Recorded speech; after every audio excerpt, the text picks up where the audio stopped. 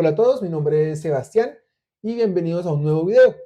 En esta oportunidad vamos a hablar acerca de Mpox, vamos a hablar de características virales, cuadro clínico, diagnóstico, tratamiento y vacunación. Así que empecemos.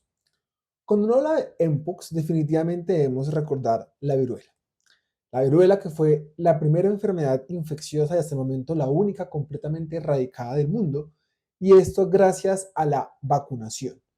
Historia que hoy en día recordamos cada vez que o hablamos de vacunas o en este caso hablamos de virus que hacen parte de la familia de los poxvirus. Los poxvirus se parten en 4 géneros. Para esta charla nos centraremos en el género ortopoxvirus, que incluye 4 enfermedades: la viruela, la vaccinia, la viruela bovina y la viruela símica. Cuando hablamos entonces de Mpox, y pues probablemente ustedes han escuchado muchos nombres, actualmente lo que más se lleva es que se le diga Mpox, buscando evitar el estigma hacia los animales, o lo que podría generar una confusión hablando únicamente de viruela del mono. Entonces, el Mpox es un virus ADN, como todos los ortopoxvirus, de doble cadena lineal envuelto.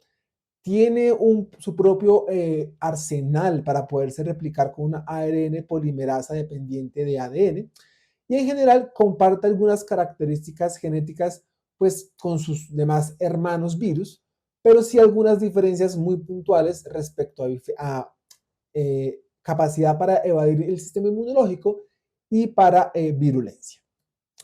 ¿Cómo es su ciclo de replicación? Gran parte de eso se sabe a partir del virus de la vaccinia, no se sabe directamente a partir del virus del Mpox, pero entre ellos se conservan grandes y múltiples genes. Tenemos que el Mpox, una vez se une a la célula blanco, normalmente una célula a nivel de la piel, entra, libera su material genético y ocurren dos cosas. Su material se debe ir al núcleo de la célula hospedera, pero a su vez tenemos una transcripción inicial temprana, produciendo diferentes tipos de ARN mensajeros. ¿Fundamental para qué? Para factores de crecimiento y para favorecer evasión inmune. Además, factores tempranos para su DNA polimerasa y para genes intermedios también en el proceso de transcripción. Una vez el ADN entra al núcleo de la célula hospedera, empieza un proceso de replicación tardía, se producen unos ARN mensajeros intermedios y unos ARN mensajeros tardíos que al final llevan a la producción de las enzimas faltantes, las proteínas estructurales y finalmente tenemos lo que corresponde a la formación del virión inicial, un virión inmaduro, que posteriormente madura, sale del núcleo, va al retículo y logra conseguir su envoltura y posteriormente a través de microtúbulos es expulsado de la célula huésped. ¿Cómo se transmite el Mpox? Y aquí es donde empieza a tomar fuerza la información obtenida del brote y bueno, de la diseminación mundial que tuvimos en el 2022. Se sabe que su principal mecanismo de transmisión es el contacto directo con animales infectados o con humanos infectados respecto a una lesión que se activa. Tiene transmisión respiratoria, tiene transmisión a través de fómites y el consumo de carne de un animal que estuviese contaminado con la infección también es una forma de transmisión. Esto lleva a que lo podamos agrupar de esta manera. Tenemos transmisión animal al humano a partir de mordeduras o arañazos, consumo de carne cruda, transmisión a partir de gotas, no se ha demostrado que tenga una transmisión a través de aerosoles, y el contacto humano-humano está fundamentado en el contacto piel con piel de las lesiones y el contacto con fómites, y el interrogante y que probablemente la pregunta vira que la respuesta sea sí, es su comportamiento como una infección de transmisión sexual, más allá no solo del contacto de lesiones que pudiesen estar en el área genital, sino también bajo el hecho de su detección ya a nivel, por ejemplo, del semen. Eso es lo que pasa. Entonces, el Mpox vamos a ver que tiene una ubicación endémica en países del África, y ahí se mantiene su ciclo de transmisión entre humano-humano y entre animal-animal, y brincos que hay del animal al humano haciendo los que aparezcan los diferentes brotes. Con la deforestación, con la globalización, con la facilidad que tenemos actualmente en los viajes, Esto hace que el virus llegue al lugar donde normalmente no sería endémico y genere o pequeños brotes o brotes diseminados como el que ocurrió durante el 2022. Esta es la línea del tiempo de los brotes que han habido acerca de mpox. Tenemos la primera identificación en 1958, el primer caso en África en 1970, el primer caso fuera de África en el 2003, el brote de Nigeria de 2017 y 2018, un brote un poco más limitado, pero ya no solamente en Estados Unidos y fuera de África, en Estados Unidos, en Reino Unido, Israel y Singapur. Tenemos Estados Unidos en el 2021 y pues el brote global que tuvimos a nivel del 2022. ¿Qué pasa con el monkeypox? Y afortunadamente es que su tasa de mortalidad es baja. Acá podemos ver los diferentes casos que han habido. Vemos que en general donde más tenemos casos en la República Democrática del Congo, pero aún ahí la mortalidad es baja. Es decir, las muertes asociadas con mpox afortunadamente no son tan altas. Es un mensaje importante que debemos tener en cuenta a la hora de resolver este tipo de pregunta que surge con frecuencia y es ¿qué tan grave puede ser que a mí me pueda dar esta enfermedad? ¿Y qué sabemos de lo que pasó en 2022-2023? Una diseminación global. Países en que ustedes ven como en un moradito más oscuro fueron los más afectados. Se habló de un total de 92,000 casos, 167 muertes, una afectación de 115 países. Y eso sí, tuvimos un mayor predominio en hombres que tienen sexo con hombres y tuvimos una mayor predilección de lesiones anales y de mucosas orales, que fue como lo diferencial y lo que hizo además un poco compleja su identificación inicialmente. Esto es fundamental que lo entendamos y son los clados filogenéticos.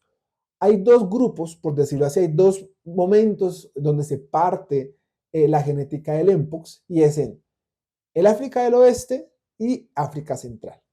África Central es el más virulento, con mayor mortalidad relacionada con, ¿por qué? Porque tiene mayor capacidad de evasión inmunológico de afectar la célula T, de hacer que ésta no se active, de afectar al complemento y de inducir apoptosis. Este clado número 1 es el que pertenece a África Central, el que no ha generado hasta el momento brotes globales, tiene múltiples reservorios y una letalidad cercana al 10%. El clado 2, que es el clado del África del Oeste, es el que ha sido responsable de los diferentes brotes que hasta el momento han sido documentados. Por fortuna, un clado que tiene una menor mortalidad se parte en dos clados, el 2A con una mortalidad muy baja y el 2B con una mortalidad cercana del 3,6%, que fue el responsable del último brote del que estábamos hablando. ¿Por qué entonces de un momento a otro empezamos a hablar de mpox? ¿Qué hizo que esto se volviera un problema global? Hay diferentes teorías o cosas que nos apoyan lo que fue lo que pasó. En general, todo parte de haber dejado de vacunar de la viruela. Volvemos a la segunda diapositiva que vimos que hay 4 ortopoxvirus y tienen características compartidas, lo que hace que la vacuna tenga componente y reacción inmunológica cruzada. Es decir, la vacuna que diseñamos contra la viruela nos protegía contra los diferentes ortopoxvirus, incluido el mpox. Al dejar de vacunar en 1980, toda la población después de ese año nunca hemos sido vacunados frente a viruela, lo que hace que nunca hayamos tenido una inmunidad adquirida frente a este virus. En el 2003 se cree que hubo una mutación específica en el mpox que le permitió una mejor adaptación al ser humano, basada en un factor de restricción APOBS3 que le favoreció una mejor diseminación y una mayor evasión inmunológica. Y el punto fundamental que le dio mayor transmisión ha sido también las conductas sexuales y la población blanca que usó en ese momento. Dado su transmisión de lesión a lesión, su transmisión respiratoria y su transmisión de contacto con mucosas, pues conductas de riesgo donde hay un contacto masivo con personas, donde hay relaciones sexuales de riesgo, pues también favorecieron su transmisión. Esta gráfica muestra lo que hablamos de la inmunidad. Esta hay que vemos acá como segmentada, habla de la inmunidad que había a nivel de la República del Congo cerca a los 80 y cómo fue progresivamente perdiéndose la misma, haciéndonos que fuésemos susceptibles ahora a una infección por un ortopox virus como es el mpox. ¿Cuál es el cuadro clínico de esta enfermedad? Es un periodo de incubación de promedio 12 días, pero puede llegar a ser inclusive hasta de 3 semanas. Tiene una fase prodrómica que tiene fiebre, astenia, anemia, diaforesis, adenopatías y cefalea. Sin embargo, en el brote que tuvimos, hasta la mitad de los pacientes podrían no tener estos síntomas prodrómicos. Pasados 4 días, 2 a 4 días, aparecían las lesiones en piel, que son lesiones que van progresando, es decir, yo tengo un estadio, luego pasan a otro, luego pasan a otro, no es que yo tenga diferentes estadios de lesiones. Pápula, vesícula, pústula y posteriormente una lesión descamativa inician el sitio de inoculación y posteriormente se distribuyen. Pueden ser desde muy pocas lesiones hasta lesiones generalizadas múltiples. Puede haber proctitis, tenesmo, diarrea, absceso y perforación. Puede haber odinofagia, epiglotitis y tonsilitis basado en la vía de transmisión. Y formas más severas pueden llegar a generar miocarditis y encefalitis. Fase inicial, 1 a 5 días, que tenemos fiebre, cefalea y las linfadenopatías. Esto es clave porque nos ayuda a diferenciarlo de otros ortopox virus y del diagnóstico diferencial que uno más podrá confundirlo, que es la presencia de varicela. Aparece el rash 3 días después y ¿qué podemos tener en exámenes? Podemos tener leucocitosis, algún grado de alteración en transaminasas, algún grado de elevación de la función renal y podemos tener trombocitopenia con linfocitosis asociada. Vemos que lo más frecuente es el exantema, las adenopatías, el rash y el malestar general, y las lesiones en boca, pues igual también eso depende mucho de la vía o la ruta de transmisión. Acá vemos un ejemplo de una adenopatía cervical en un paciente con mpox. Y acá vemos la evolución que uno espera que tengan las lesiones cutáneas. El día 0 tenemos el enantema, que puede comprometer lesiones en boca o lesiones en lengua. El día 1 y al día 2 tenemos las máculas que inician en cara, brazos y piernas, manos, pies y palmas. Importante es que esto es con un compromiso de palmas y plantas. Eso es relevante porque muy pocas no, pero nos cierra mucho el diagnóstico diferencial cuando tenemos compromiso de palmas y plantas. Pasados 24 horas tiene una distribución que es centrífuga, luego son pápulas, al día 4 son vesículas, posteriormente pústulas y finalmente costras con una característica umbilical. Acá lo podemos ver. Tenemos mácula, pápula, vesícula, pústula y finalmente costra con una lesión que tiene una característica de ser umbilical. Uno de los problemas que trajo el brote del 2022 fue que a veces no se comportó de esta manera y las lesiones no parecían seguir las características típicas que teníamos, pero en términos generales esto es lo que uno espera en la evolución de una lesión cutánea asociada a mpox.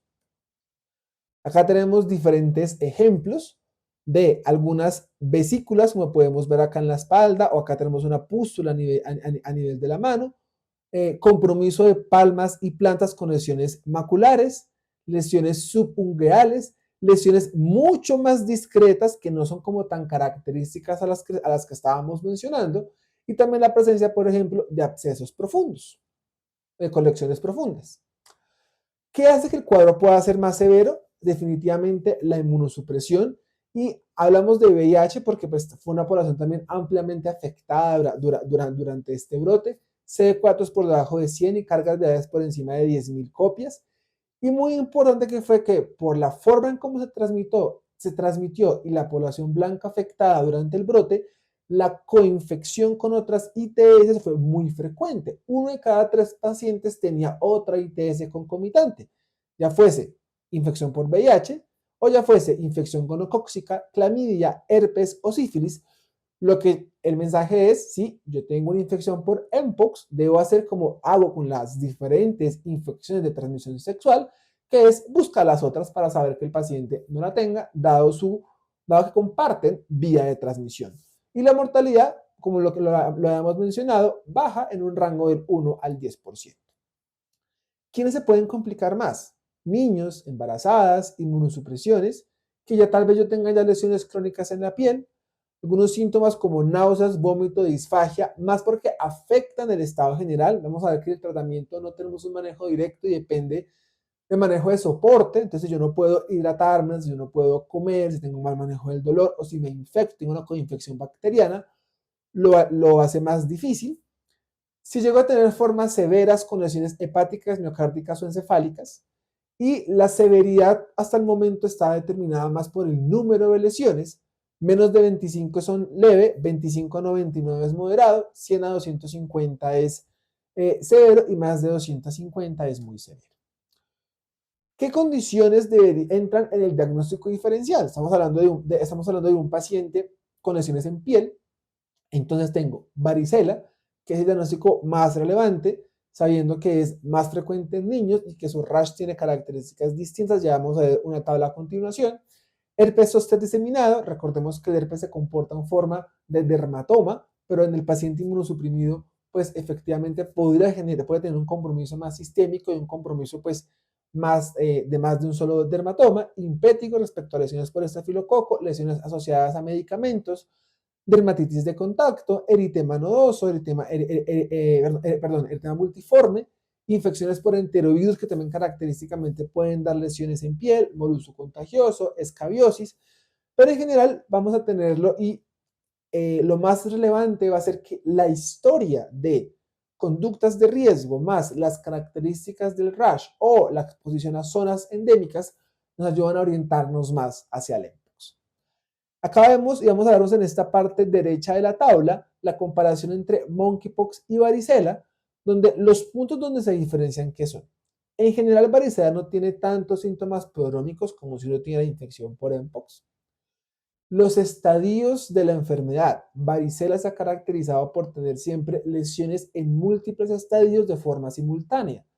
En mpox yo tengo todas las lesiones en el mismo estadio y voy evolucionando cada una de ellas en lo que ya hemos mencionado. E igualmente la presencia de linfadenopatía es algo muy típico del mpox. Miren que ni siquiera viruela lo tenía. Varicela tampoco tiene esa característica de tener linfadenopatía. También tenemos que las características de la lesión es mucho más superficial la de varicela, es mucho más profunda, digamos, costrosa y umbilicada respecto al mpox, y varicela en general no compromete palmas y plantas, cosa que el mpox sí hace.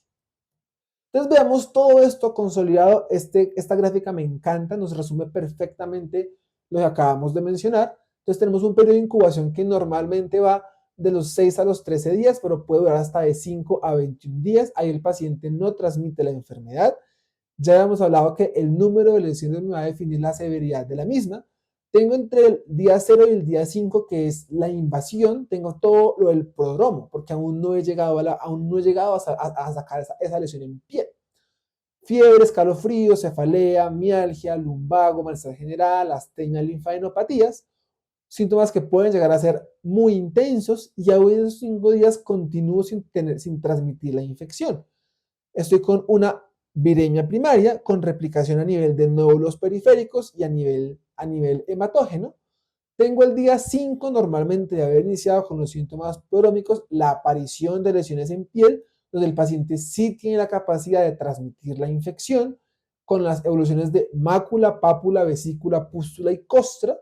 Tengo una segunda viremia, tengo la replicación en otros órganos como riñón, hígado, miocardio, encéfalo, y la posibilidad de hacer complicaciones, y normalmente una resolución que tarda en total aproximado de 28 días.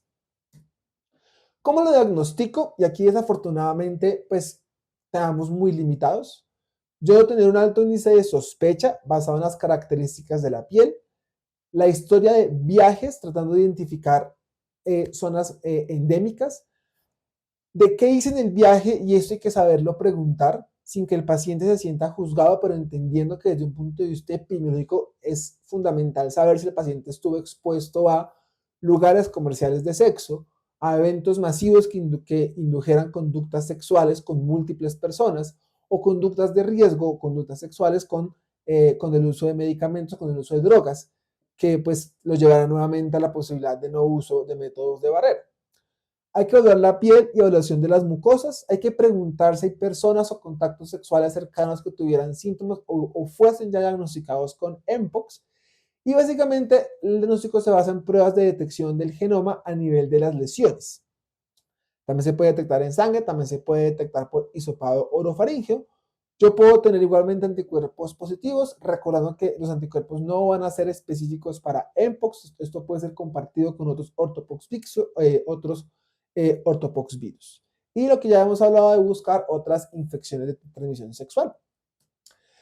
Múltiples estrategias se pueden usar, las hay, pero todas tienen sus pros y sus contras. ¿Qué pasa con el cultivo? El cultivo es pues altamente específico, efectivamente me va a identificar el virus, pero es costoso, implica tiempo, tiene importante riesgo biológico y pues no será como el examen que yo quisiera más de rutina, es más de investigación. Microscopía electrónica puede identificar los viriones, sí, pasa lo mismo, no son distinguibles los ortopoxvirus entre ellos, es costoso y también implica equipo especializado. El uso de PCR en tiempo real es altamente sensible, las muestras a veces se pueden contaminar, pero en general, más allá del equipo que se requiere, es la prueba ideal que usamos, sobre todo pues de PCR de la lesión. ¿Voy a buscar IgM contra ortopoxvirus? Sí. El punto es que esto nuevamente no es específico para Mpox, me habla de haberme yo expuesto a un ortopoxvirus. Tratamiento. Entonces, ¿qué pasa en el tratamiento? No hay un manejo antiviral, hay algunas opciones que se usaron en contexto de investigación. En general es manejo sintomático y de soporte, evitar que las lesiones se puedan infectar, lavar con agua y jabón, manejo del dolor, porque son lesiones que pueden ser muy sintomáticas y muy dolorosas, y manejo del prurito. O sea, básicamente los síntomas del paciente. Una evaluación inicial, signos vitales, condición general, puede comer, puede alimentarse, no es hasta encefalopático, cómo es su mecánica respiratoria, cómo están sus signos vitales, la posibilidad de identificar la presencia de infecciones bacterianas, la presencia de síntomas neurológicos y probablemente garantizar o identificar posibles factores de complicación. ¿Qué pasa con los antivirales? Hay algunos que se han tratado de utilizar, no hay un uso tan diseminado por su disponibilidad. El tecovirimat, que es un inhibidor de la proteína P37 del Mpox, el cidofovir, que inhibe la ADN polimerasa, el brincidofovir, que es un profármaco del cidofovir, y la inmunoglobulina como forma de uso de inmunidad pasiva. Diferentes dosis, el tecovirimat no tiene información del embarazo, tampoco tiene información para uso de profilaxis post-exposición, el brincidofovir no está recomendado en el embarazo, así como también el cidofovir.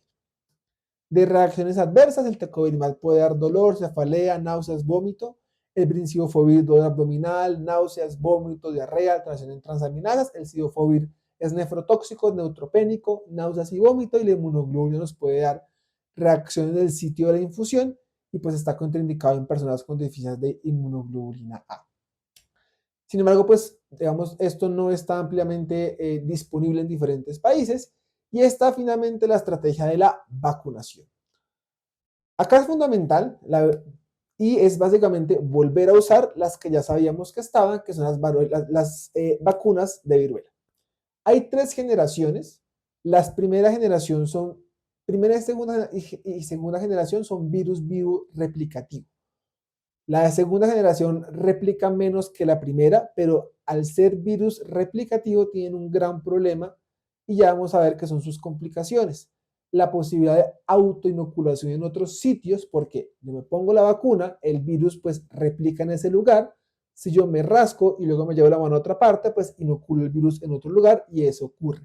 E inclusive complicaciones tan severas como miocarditis y encefalitis. Y las de tercera generación, que son virus derivados del virus Ankara, que es un virus modificado sin capacidad de replicación en el mamífero, lo que permite lograr la inmunidad sin el riesgo de complicaciones que tenían la primera y la segunda generación. Entonces acá vemos segunda generación, la CAM2000 es una virus viva replicativa derivada de un virus de la primera generación, una eficacia de seroconversión del 96%. ¿Qué ocurre con sus efectos adversos? La inoculación involuntaria en otros lugares como nariz, cara, boca, labios genitales y ano. Hay una rasquiña y dolor intenso en el sitio de inoculación, cefalea, fatiga, mialgias, síntomas gastrointestinales, diarrea, vómito. Y los más severos, que llegan a ser eh, vasculitis, que llegan a ser encefalitis, que llega a ser compromiso de miocarditis, pericarditis. Contraindicado en pacientes con inmunosupresión severa, esto teniendo en cuenta pues que es un virus vivo replicativo, no está estudiado en el embarazo, no está estudiado en población pediátrica y igualmente deberían no usarse en personas que tengan lesiones oculares o uso de esteroide a nivel de ojos, porque también puede afectar a este nivel. En el embarazo no hay información, en lactancia no hay información, el uso pediátrico no está claro su uso por debajo de 16 años y tampoco está claro su uso en personas por encima de los 65 años. La de tercera generación, las derivadas del virus Ankara, entonces es un virus atenuado no replicativo, lo que permite su uso en población inmunosuprimida. 98% de seroconversión. Es un esquema de 2 dosis separadas por 4 semanas, subcutáneo y sus reacciones adversas están limitadas a sitio de inoculación y algunas muy generales. Dolor, eritema, induración, edema en el sitio de inyección, puede haber cefalea, fatiga, náuseas, mialgia, taquicardia y palpitaciones. No se ha identificado casos hasta el momento de miocarditis y de pericarditis, y pues está contraindicado si tengo algún tipo de alergia a estos componentes. En el embarazo no está claro su papel, aunque algunos estudios ya han mostrado que no hay afectación del feto, no está estudiado en lactancia, el uso pediátrico no está reportado en los estudios, tampoco su papel por encima de los 65 años, y en pacientes inmunosuprimidos se podría asumir probablemente una menor eficacia de la vacuna. ¿Qué dice el CDC? ¿Quién debería de vacunarse para mpox? A diferencia de otras enfermedades, el mpox no tiene recomendación para vacunación general. Es decir, yo no voy a vacunar a todas las personas, sino a quienes estén en riesgo de contraer la infección. ¿Y quiénes son? Que haya una exposición conocida al virus, que tenga un compañero sexual en las últimas 2 semanas que haya sido diagnosticado por mpox, pertenecer a poblaciones de riesgo, gay, bisexual, hombre que tiene sexo con hombre, transgénero, no binario, género diverso, que en los últimos 6 meses haya tenido un diagnóstico de una ITS o que tenga más de una pareja sexual, que en los últimos 6 meses haya asistido a un lugar comercial de sexo o que haya asistido a eventos masivos que podrían favorecer la transmisión del virus o o que se desarrollen en áreas endémicas de la transmisión del virus. Tener una pareja con alguno de los riesgos anteriores, que yo asuma que me voy a exponer a alguno de esos riesgos y pues la ocupación exposicional basada en personal de la salud y en personas que trabajan del laboratorio. Importante, si bien yo debería aplicarme la segunda dosis después de 4 semanas, en caso de que yo no me la haya aplicado y ya haya pasado más de las 4 semanas, el esquema no se reinicia, simplemente debería aplicarme la segunda dosis. Y finalmente, también la vacuna se está estudiando en el contexto de PEP, es decir, de profilaxis post-exposición, en contactos de alto riesgo y de riesgo medio. El bajo riesgo y el riesgo mínimo no está considerado para vacunación post-exposición y el riesgo siempre está basado en el no uso de materiales de protección personal. ¿Qué es alto riesgo? Es un contacto directo de la piel, las mucosas, las membranas o el tracto respiratorio con una persona que tuviera un diagnóstico confirmado, probable o sospechado de mpox. Esto si yo no estoy usando los adecuados elementos de protección personal. Y en el riesgo medio es que yo no tengo un contacto directo, pero tengo una proximidad en el mismo lugar de atención con una persona que tenga un diagnóstico sospechado, probable o confirmado de mpox. Con esto terminamos este video. Espero les haya gustado. No olviden comentar, darle like y compartirlo. Y Los espero en mi Instagram, InfectoCúrame, donde hablamos de medicina interna y enfermedades infecciosas.